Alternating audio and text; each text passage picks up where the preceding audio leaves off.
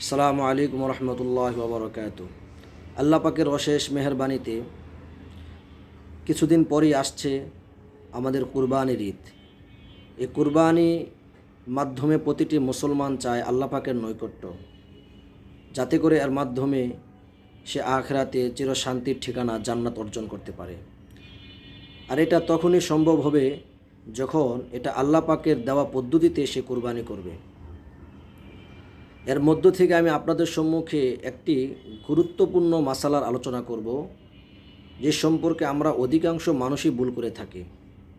সেটি হচ্ছে পশুর বয়স সীমা।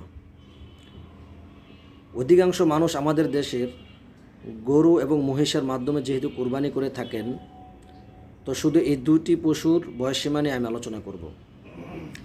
পশু এবং গরু এবং মহিষের ক্ষেত্রে কমপক্ষে 2 বৎসর হতে হবে। 2 বৎসরে কম হলে গরু এবং মহিষের মাধ্যমে কুরবানি হবে না। বর্তমান জমানা হচ্ছে আধুনিকতার ছোঁয়ায় জর্জরিত।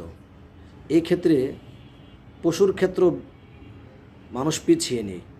অর্থাৎ পশুকে এখন বর্তমানে বিভিন্ন প্রকার ভিটামিন দ্রব্য এবং ওষুধ সেবন করে ইনজেকশনের মাধ্যমে, ট্যাবলেটের মাধ্যমে গরুকে অল্পতেই মোটা তাজা করে ফেলছে। একজন ব্যবসায়ী দেখা যায় সাধারণত কুরবানির পরে এসে একটি পশু ক্রয় করে 7 মাস 8 মাসের বাচ্চা, গাভীর বাচ্চা ক্রয় করে সে এটাকে দীর্ঘ 1 বছর লালন পালন করে। 1 বছরের মাথায় পশুটা দেখা যায় অনেক সুন্দর হৃষ্টপুষ্ট হয়ে যাচ্ছে, আর এই পশুটাকেই বাজারে কুরবানির হাটে নিয়ে আসছে। আর আমরা পশুর হৃষ্টপুষ্ট দেখেই ক্রয় করে ফেলছি। অথচ এই কথা আমাদের প্রত্যেকেরই জানতে চাওয়া উচিত ছিল পশুর বয়স কত হয়েছে। 2 বছরের কম হলে এই পশু দ্বারা কুরবানি হবে না। এজন্য আমরা প্রত্যেকেই এই বিষয়ে খুব সতর্ক থাকব। আমরা প্রত্যেকেই পশু কেনার ক্ষেত্রে বিক্রেতাকে আমরা জিজ্ঞাসা করব পশুর বয়স কত।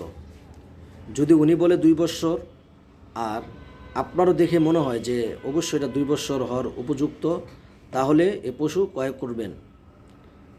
পরবর্তীতে যদি উনি মিথ্যা কথা বলে থাকে 2 বছরের কমও হয়, তাহলে আপনার কুরবানি সহি হয়ে যাবে। এই বিষয়টি আমরা খুব লক্ষ্য রাখব।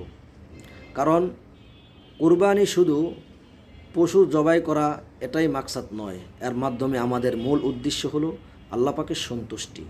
আর এটা তখনই হবে যখন আপনি আল্লাহ পাকের পদ্ধতি, আল্লাহ পাকের দেওয়া বিধান অনুযায়ী কুরবানি করব। তখনই আমরা এটা পরিপূর্ণ সওয়াব অর্জন করতে পারবো।